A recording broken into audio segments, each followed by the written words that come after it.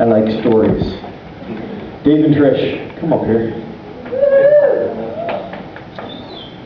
Dave and Tricia are on loan from the experience.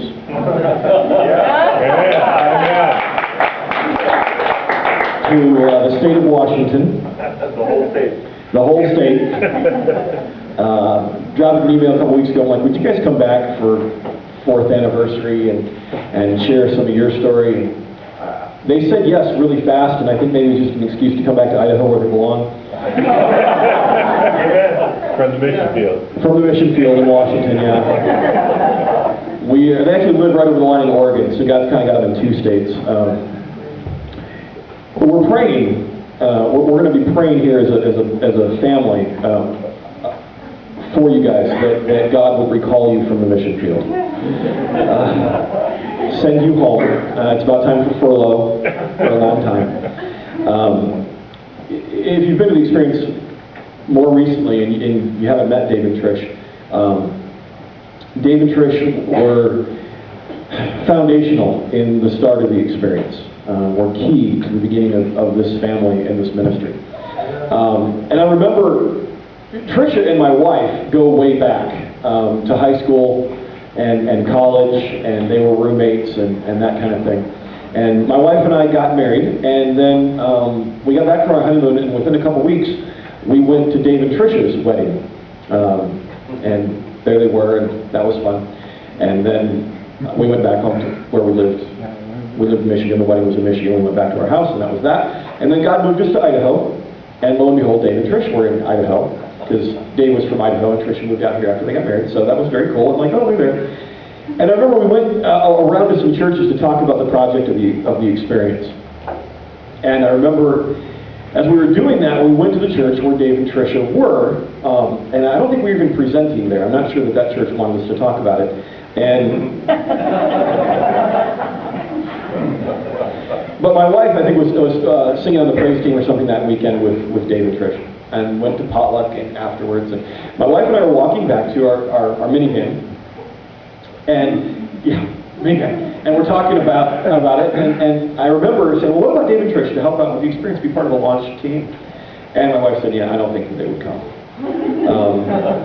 They're really happy where they're at in their church, and I don't think that they would come. Meanwhile, we started campaigning a little bit, but not too hard because we didn't think that they were going to come. You guys got introduced to the experience, and you were kind of on the same side of that equation, just on your side of the, no, we really don't want to do this. How did you get brought into the experience, and then what was your kind of conversation with God about this? Well, we got introduced fully because they needed a drummer. And our youngest, is a drummer. And so we got him involved, went to the first night meeting that they had at Cloverdale, and decided, well, this could be fun. We could, stay at our church and kind of help these guys out a little bit, because it looks like they could use some help. We still could use some help. It never ended. Sorry. And then we went to the retreat, we started getting more involved, and talking to each other, should we do this, should we not do this? And I said, no, I don't want to do this because I do not want to get involved that closely with people. It sounds a little messy. And God said, sorry.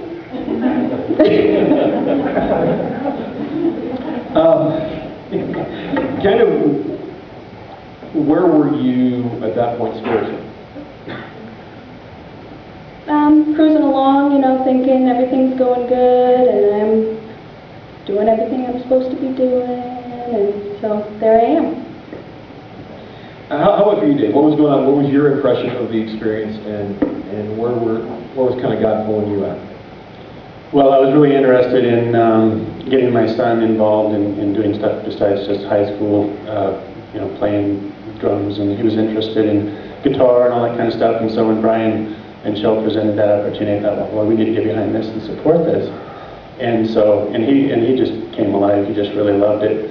And then we discovered, wow, there's so much to do around here, and there's nobody to do it. So let's just dive in. Let's go do it. So we found ourselves fairly early on coming to church at, what, 8 o'clock in the morning, something like that? And then we'd all go home at like 11 o'clock at night. And when you're that murderously close proximity to people, one of two things happen. Either there's deep authenticity that develops because you work together, you pray together, you're out trying on a particular mission to try to reach people and love on people and stuff, or you can't stand each other.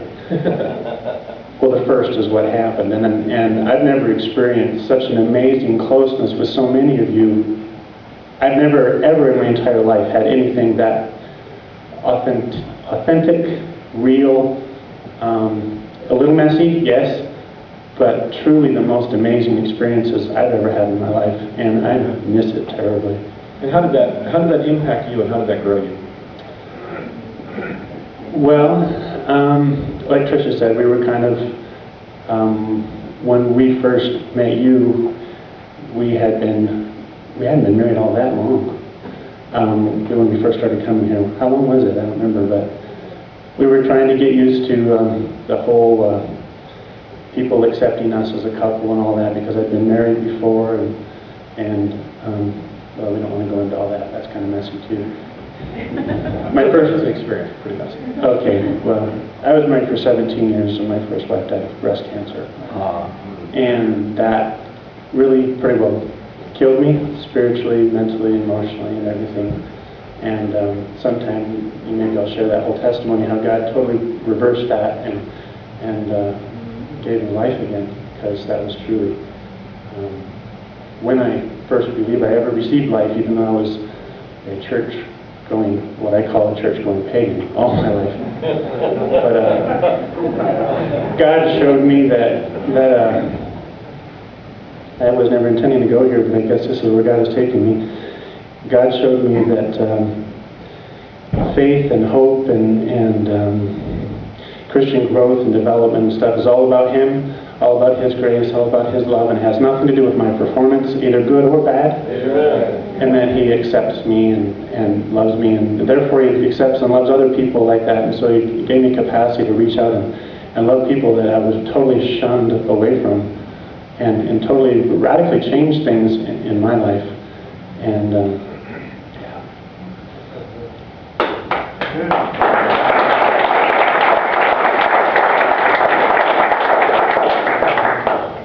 As you dove, Tricia, as you dove into the experience, and it kind of sounds like Dave took the leap and grabbed you on the way in.